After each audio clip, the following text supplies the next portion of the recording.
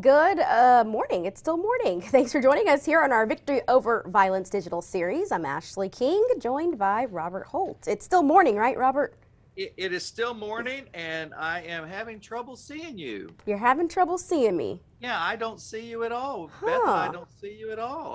I Let's see see. I see Mitch McCoy there, and I know that you're definitely not Mitch because I was going to say you need to get that No, picture changed. no. You should see me. Let me see.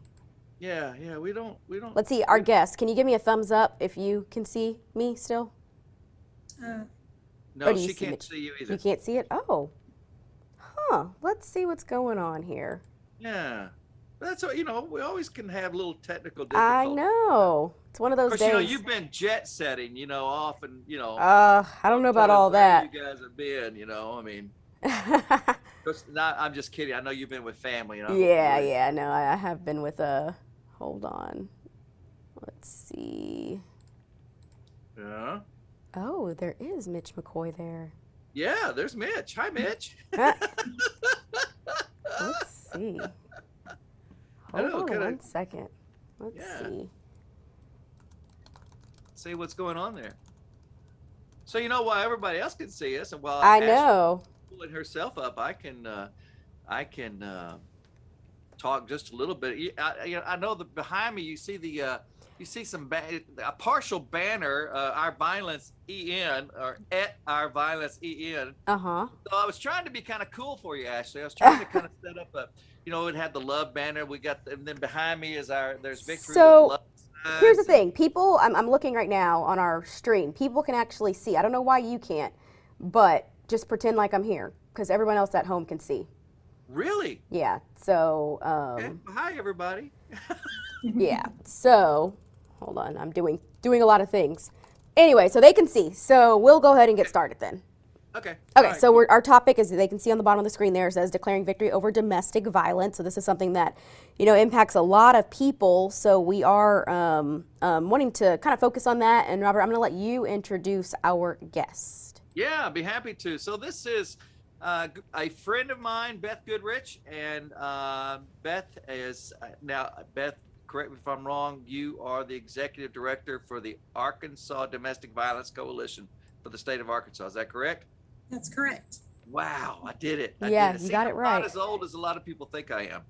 So, Beth, tell us a little bit about what it is that you do and for the state of Arkansas and for the Domestic Violence Coalition. Sure. Our coalition, we actually are a technical support agency that provides services to domestic violence shelters statewide. We have 29 domestic violence shelters that serve all 75 counties in Arkansas, and we monitor those programs. We have some funding that comes through our agency that goes to those programs. We help them problem solve, keep them up to date on what they should be doing and how to best serve survivors and victims in their communities. We are also a training agency. We train staff, we train law enforcement, we train medical professionals, really anyone that will just let us come and train them about domestic violence. We serve as a statewide clearinghouse for information about domestic violence, really kind of a one-stop shop. Okay. And so we talked a little bit earlier this week, and I just kind of want to share a little bit of your story so people can understand why, this is so near and dear to you. So can you kind of explain a little bit about, your background as far as domestic violence? Absolutely. I'm a childhood survivor of domestic violence. My mother was married to her abusive partner for 11 years while I was growing up. 9 of those years we spent living with him in our home, and we experienced quite a bit of violence, quite a bit of high lethality scale level violence. And the last couple of years that they were married, we were actually separated, but my mother was trying to get a divorce and we were being stalked. So my family and I, we have experienced quite a bit of domestic violence. I'm intimately familiar with what it looks like and feels like on the inside. So for me, it's a privilege to get to work in this field. And I got into the field really accidentally when I was in my 20s. I needed a weekend job, and I took a weekend job at a shelter in my town. And I've been in the field for 16 and a half years ever since. So Well, Beth, one of the things that I have seen with a lot of the young ladies that come here, let's say from reentry programs, Several of them have, attempted to tell their stories, and they have been through some type of domestic violence, especially at younger ages. And so you said you started at the shelter. When was it that you recognized that you had a story to tell, that possibly your story could change lives?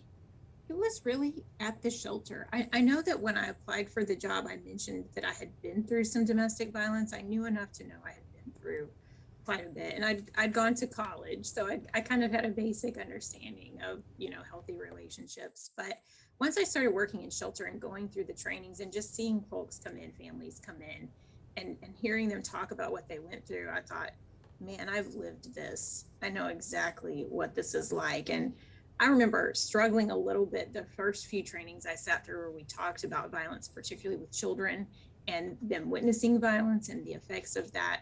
And it hit me kind of hard. And I thought, okay, I have trauma here that I have to unpack, that I've gone through. And so it took a few years, when I first started talking about what happened, it was difficult. It's really difficult to share those things and tell people about what happened. Over time, it gets a little bit easier. You're not keeping it inside, you're sharing it, and you learn how to handle how people might respond to what you're telling them. Some folks respond really well when you share a story like that, and some folks don't really know what to say. Mm-hmm. And so they accidentally do more harm than good when Mm. you share the story. Yeah. What about, so you said you were a childhood survivor. So can you talk a little bit about how, if you're an adult, you're in an abusive relationship, how it can actually impact the whole family and not just you? Absolutely.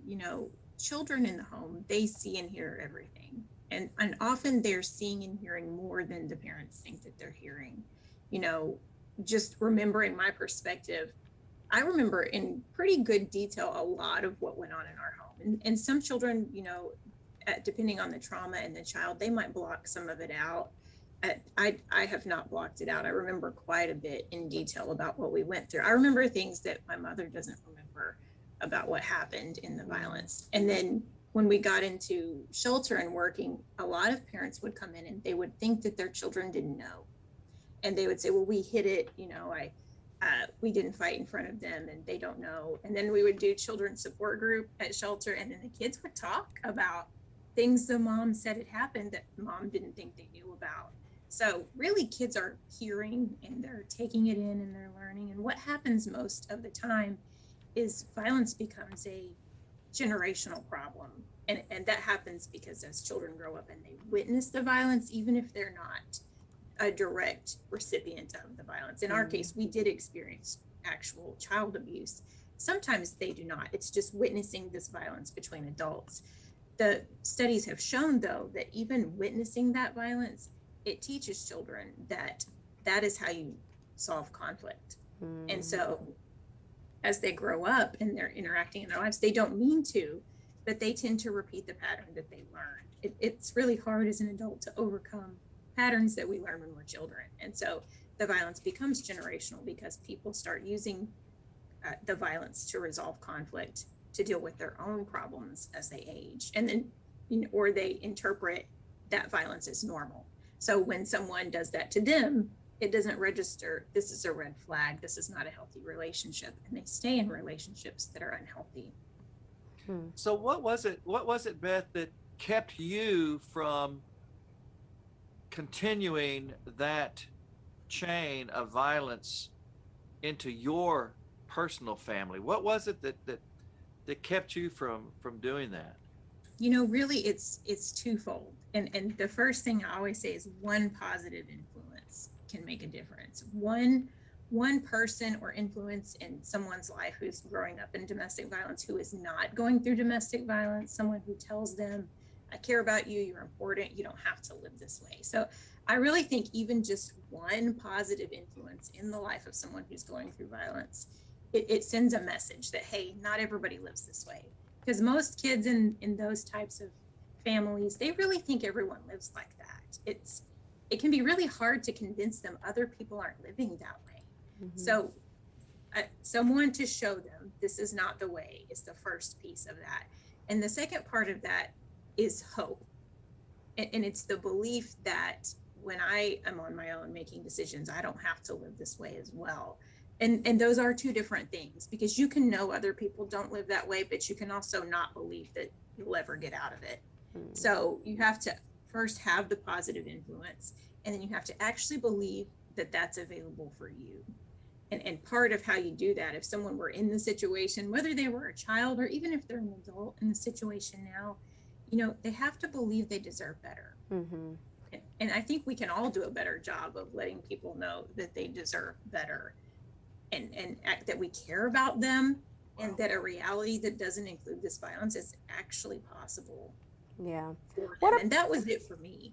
Yeah. What about, oftentimes when you're in a bad situation, you don't realize it. So is there a red flag maybe? Like if you're in a relationship, is there a certain red flag you should be looking out for to think, oh, maybe this is domestic violence?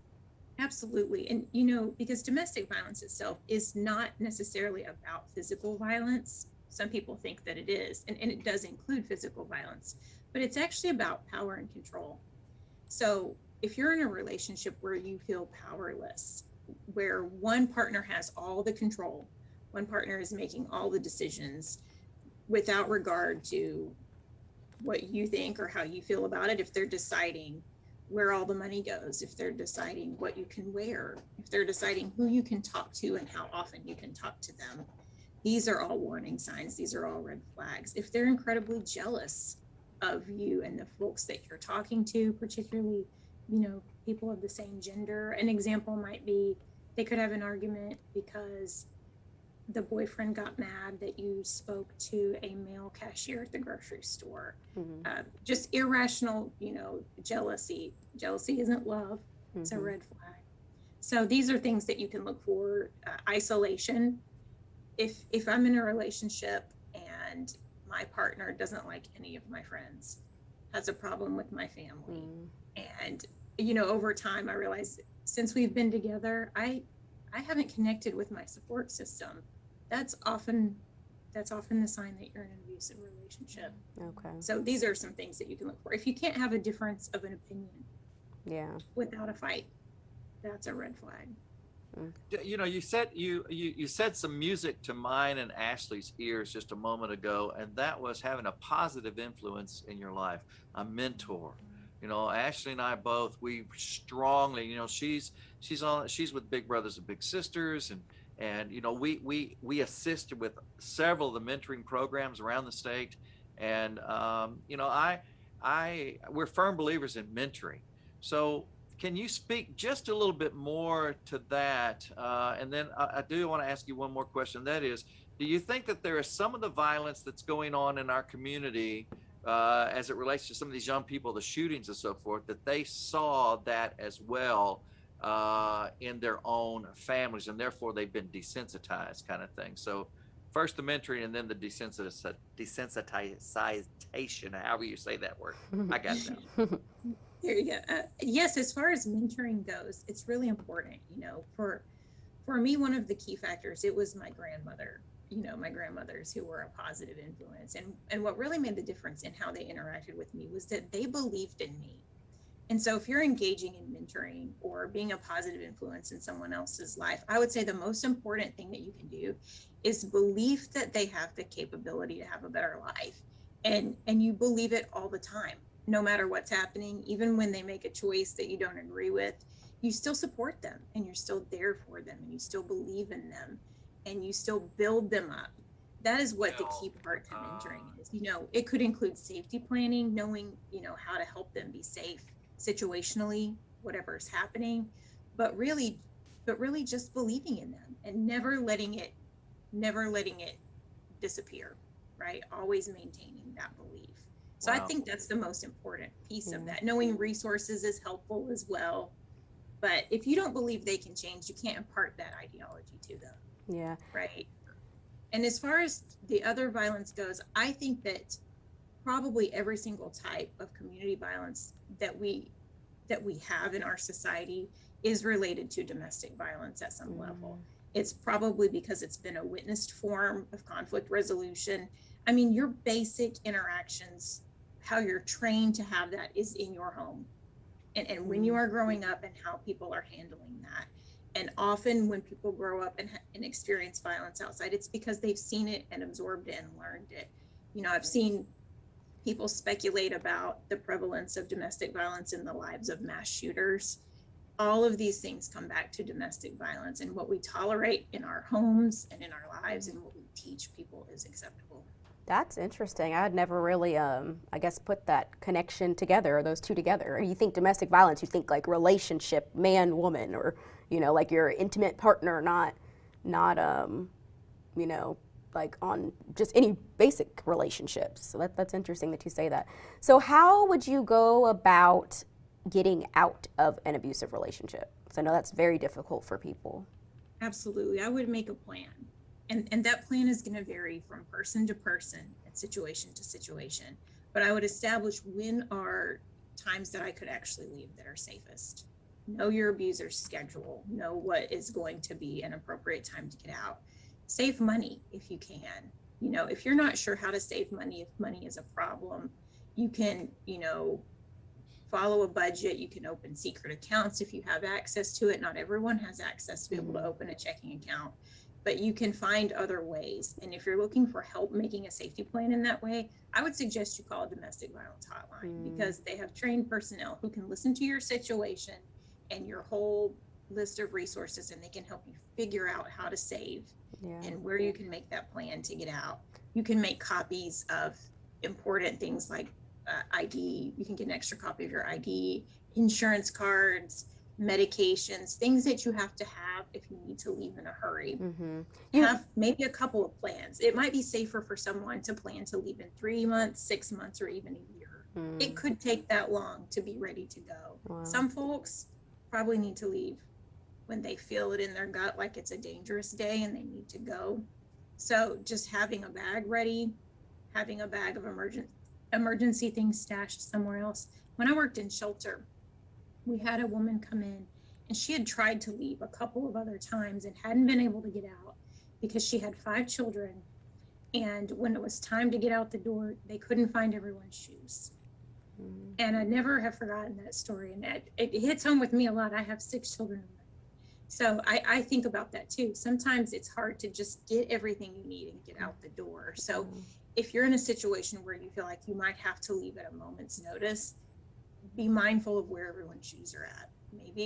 Maybe visit a Goodwill and keep an emergency bag with a pair of shoes that will fit people, but you don't have to have in the moment. You can just grab it somewhere else. You can leave a bag at a friend's house, maybe at your church. You mentioned saving money, but then earlier you mentioned how sometimes an abusive partner may be like controlling all the money. So how do you go about saving money if they're watching all the money that's coming in?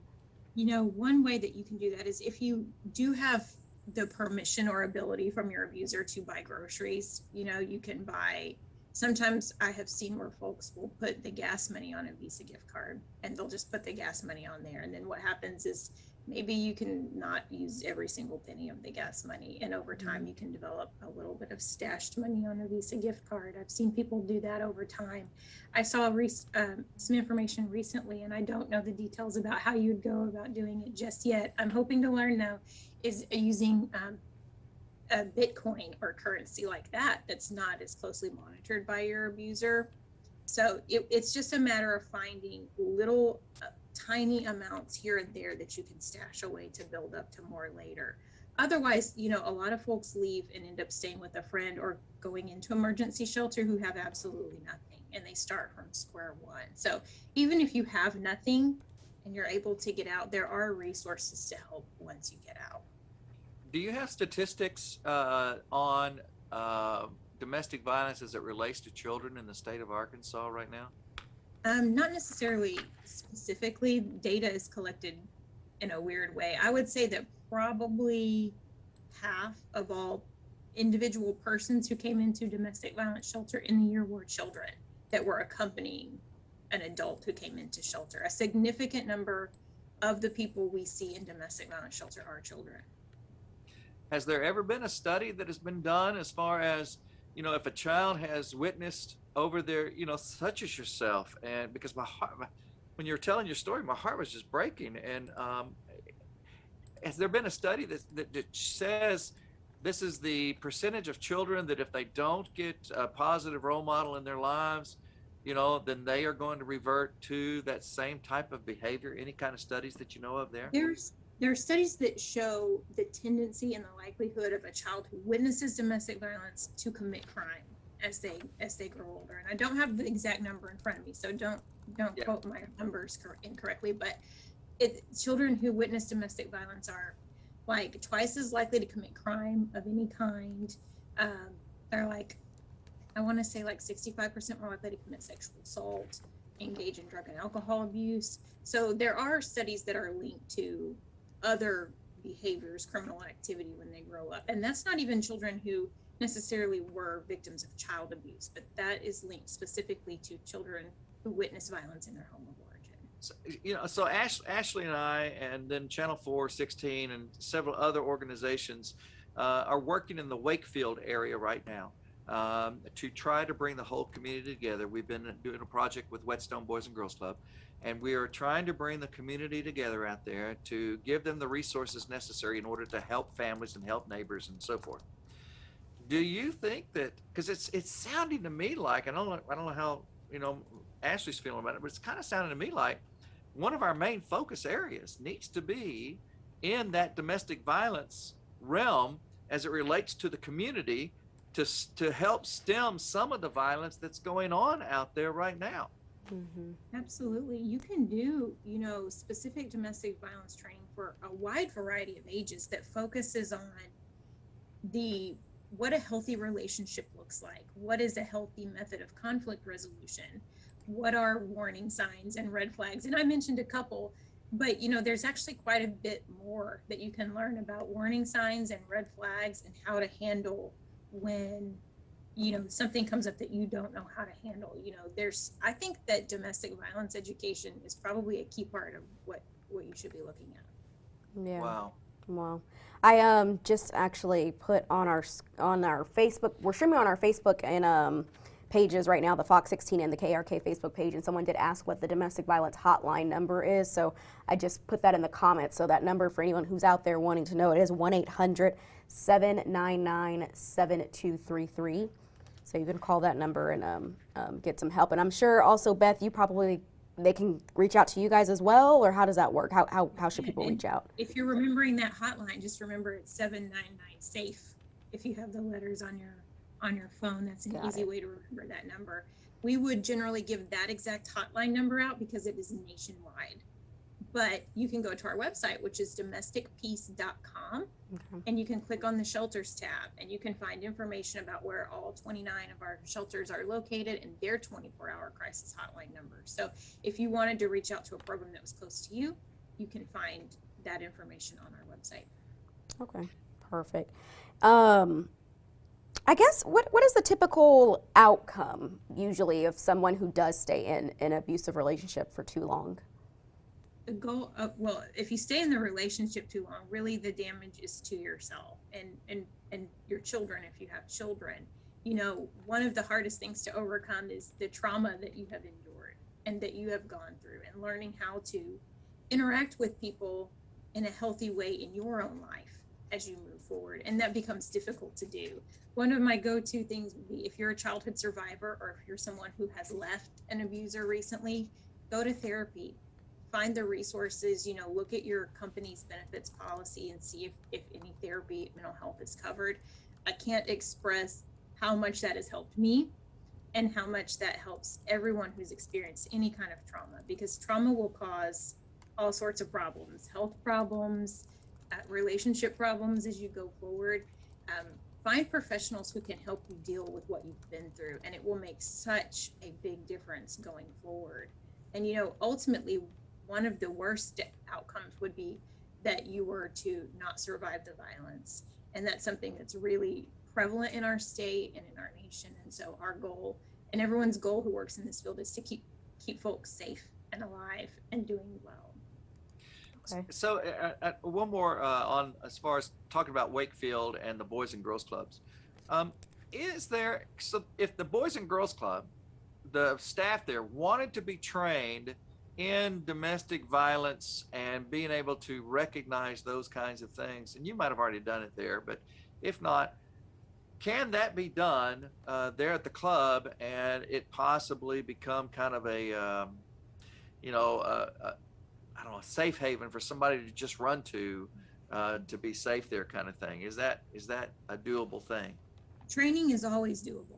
And, you know, depending on the area, we would also work in partnership with our member program in that area. If they had a program that they specifically needed for their community, we would certainly reach out to them first. But we would also be available for training, for recognizing and responding to domestic violence. As far as whether or not that could be a safe place to go, that's really up to that area. Is that what they want to do? Do they have folks that will be available? And when would they be available, and how would folks know? And they would want to just coordinate a safe way to do that, so that someone who was an abuser didn't show up. Right. Someone who's trying to be safe. So it's certainly possible. You'd want to just sit down and hammer out the details of how to do it safely. Mm-hmm. Okay. I'm just going through our questions here, trying to see if anybody has any questions. So if you are on our Facebook or page and you have any questions for Beth, just let us know, and we'll try to get some of those answered. Yeah. So I've got this for you. You mentioned a while ago about counseling, going to see counseling. At what point did you go, oh, I got to do something? And what were those tools that helped you to make that decision? Am I making sense on that? Because, you know, I always tell everybody, you have a toolkit in order to help you navigate through certain situations in your life, and you've got to know how to use that toolkit. And so if you were to say, this was my toolkit, what would your toolkit have been?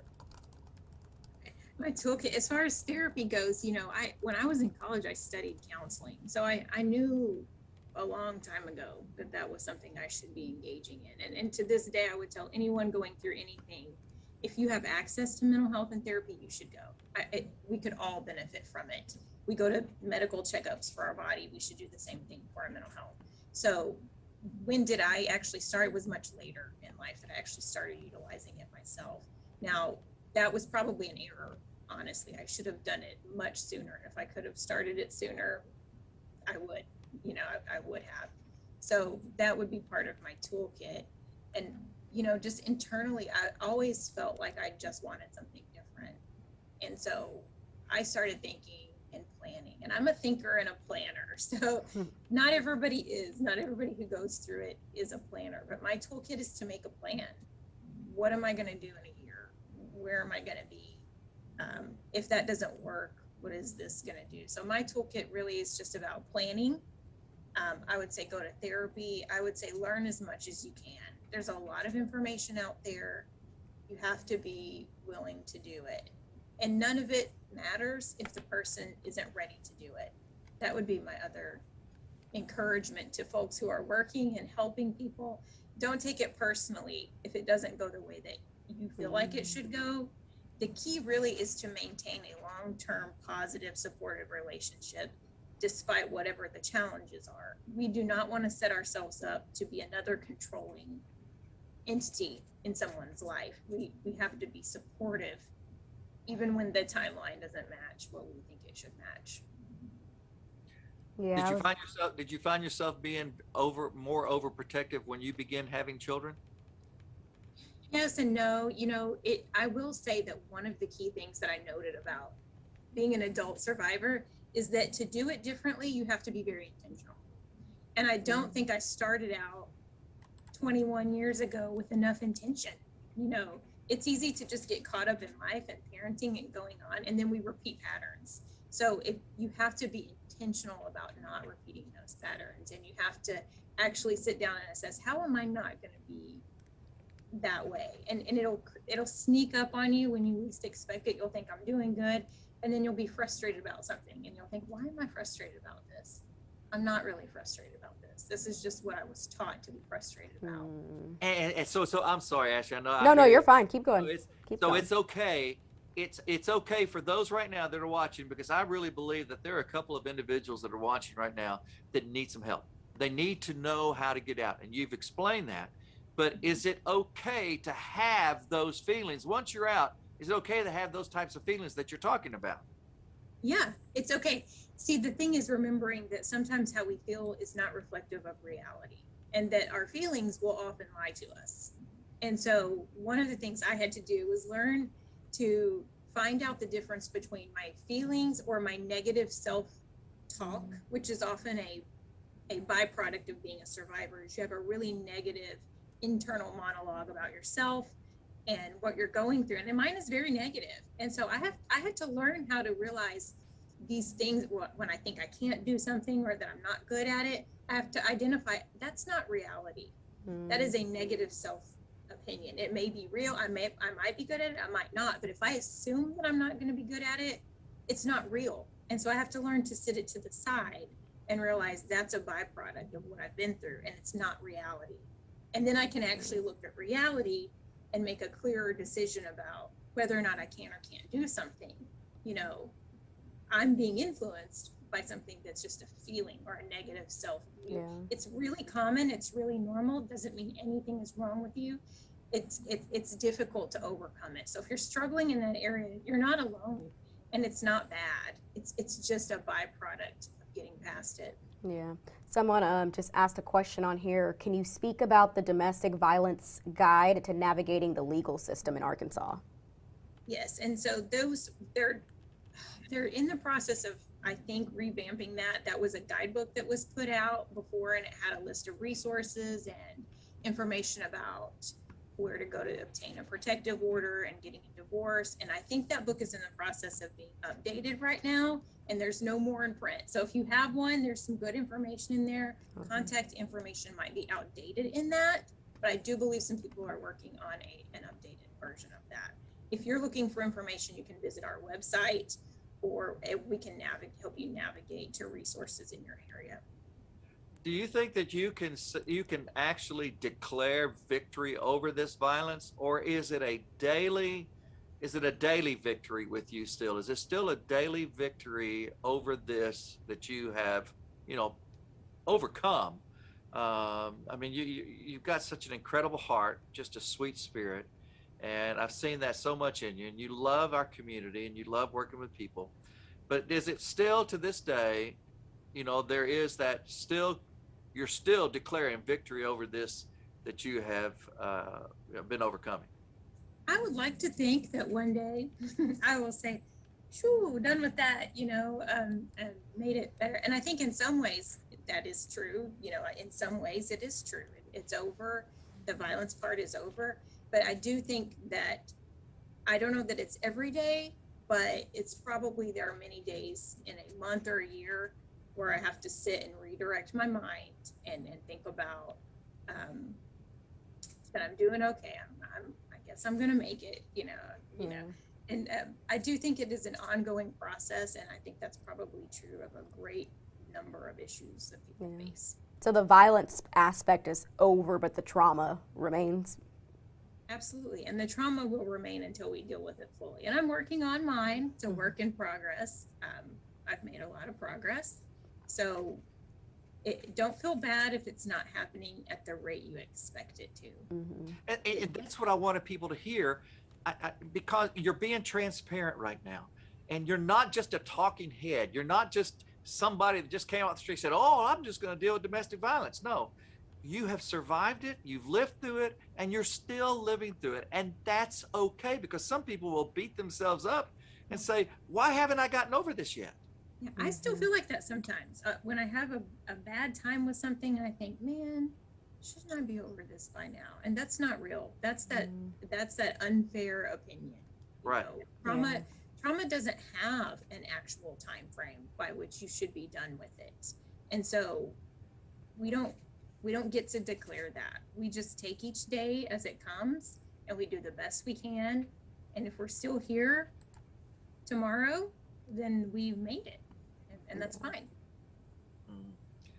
Well, I don't, Ashlei, I don't have, I'm not looking at any clocks or anything right now, so you're going to have to be the one to say, "Hey, Robert, shut up." No, I'm looking at these comments because a lot of people are getting a lot of traction right now. So someone just asked, when you lose an income of him causing domestic violence, can I get housing? I heard COVID or loss of services. I don't know, is there housing available, I guess, if you don't have an income? It depends on the area. Okay. And so what I would do is just look for the program that's closest to you and call that program and see what's available. I don't have in my brain the information for the whole state and housing. So I would look for the programs that are closest to you. COVID has certainly impacted the availability of resources. It might delay someone's timetable for getting out. And I would say if you're able to just extend your time frame, if that's what you need to do, don't feel bad about it. Do what you need to do. And if you have to leave in a hurry, leave in a hurry. It's better to be safe, I think, than sorry. Wow. I tell you, Beth, you have been such a wealth of knowledge in just this short period of time that we've had together.